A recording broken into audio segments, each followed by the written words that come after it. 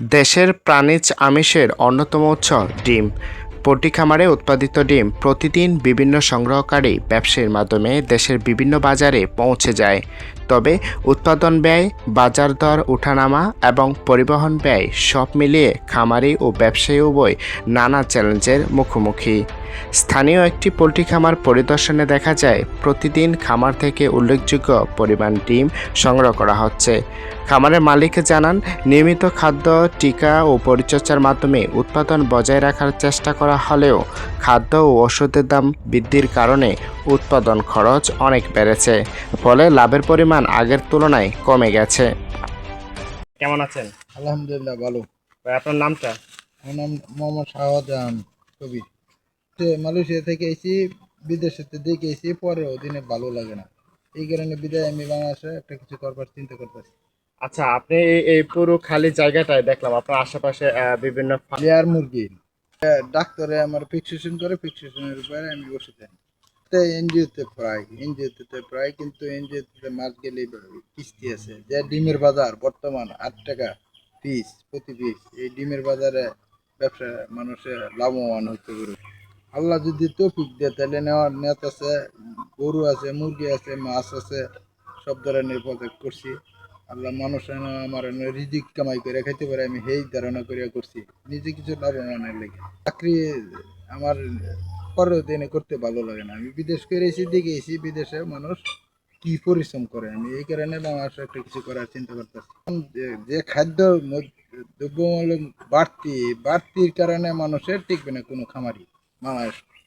তাহলে সব কিছু দেয় খামারি, দেয় না। সব দিক দিয়ে খাদ্যের দাম, ওষুধের দাম সব দিক দিয়ে বাড়তি, কিন্তু জিনিস বেচতে গেলে মানুষের কম, পাবলিক টিকবে না। অন্যদিকে ডিম সংগ্রহকারী ব্যবসায়ী জানান, তিনি প্রতিদিন বিভিন্ন খামার থেকে ডিম সংগ্রহ করে স্থানীয় ও জেলার বিভিন্ন পাইকারি বাজারে সরবরাহ করেন। তিনি বলেন, বাজারে ডিমের দাম প্রতিদিন পরিবর্তন হয়। অনেক সময় বেশি দামে কিনেও কম দামে বিক্রি করতে হয়। এছাড়া পরিবহন খরচ ও ডিম ভেঙে যাওয়ার ঝুঁকিও থাকে। তিনি আরও বলেন, খামারি ন্যায্য মূল্য পেলে যেমন উৎপাদন উৎসাহ পান, তেমনি ব্যবসায়ীরাও স্থিতিশীল বাজার ও সঠিক মূল্য নিশ্চিত হলে স্বাভাবিকভাবে ব্যবসা পরিচালনা করতে পারেন। ওয়ালাইকুম সালাম। কেমন আছেন? ভালোই আছি। আপনি তো এই ডিমের ব্যবসা করতেছেন, তাই তো?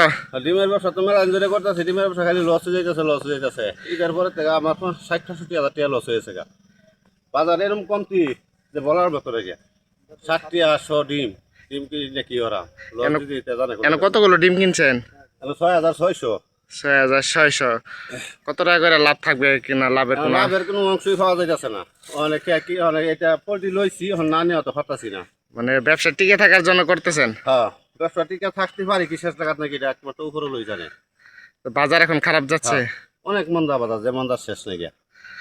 কখনো লাভ কিনি এই দামে বিক্রি করুন জানা। শুধু খালি ঈদের পর থেকে লস আর লস, এই জন্য এখন ব্যবসা ছাইড়া দেওয়া পারতেছে না। পোল্ট্রি রাখা হয়েছে, অনেকগুলো পোল্ট্রির মধ্যে দাদন দেওয়া হয়, মনে করেন টাকা দেওয়া হয় আগে, এইগুলো ডিম না নিলেও মনে করেন এখন সমস্যা। এই জন্য খালি ব্যবসা টিকে রাখার জন্য লস দিয়ে হইলেও এখন ব্যবসা চালাই যেতে হইতেছে। খামারি ও ব্যবসায়ী উভয়ের দাবি, বাজারের অস্থিরতা কমিয়ে ন্যায্য মূল্য নিশ্চিত করা, উৎপাদন খরচ নিয়ন্ত্রণ এবং সরকারি সহায়তা বাড়ানো হলে পোল্ট্রি শিল্প আরও শক্তিশালী হবে। এতে ভোক্তারাও সহনীয় দামে নিরাপদ ডিম কিনতে পারবেন। তথ্যচিত্র ও কণ্ঠে মোহাম্মদ তফসির তালুকদার শাকিল।